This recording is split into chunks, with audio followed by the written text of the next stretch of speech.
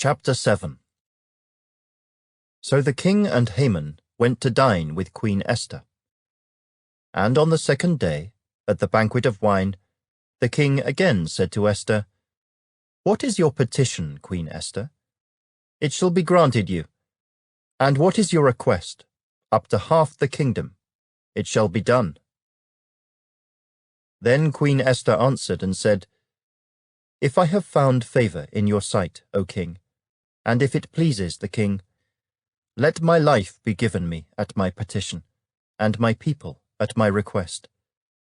For we have been sold, my people and I, to be destroyed, to be killed, and to be annihilated.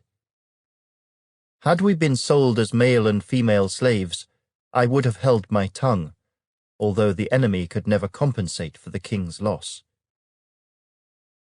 So King Ahasuerus answered and said to Queen Esther, "Who is he, and where is he, who would dare presume in his heart to do such a thing?"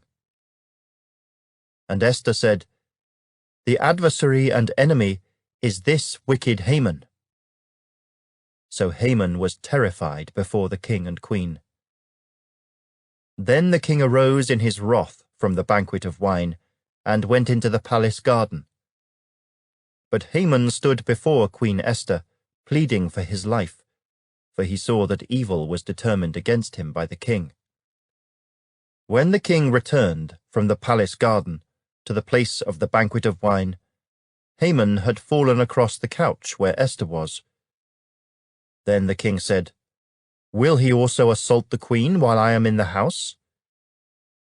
As the word left the king's mouth, they covered Haman's face.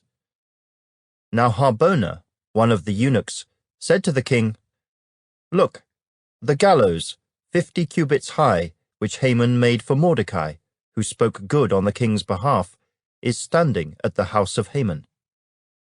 Then the king said, "Hang him on it." So they hanged Haman on the gallows that he had prepared for Mordechai. Then the king's wrath subsided.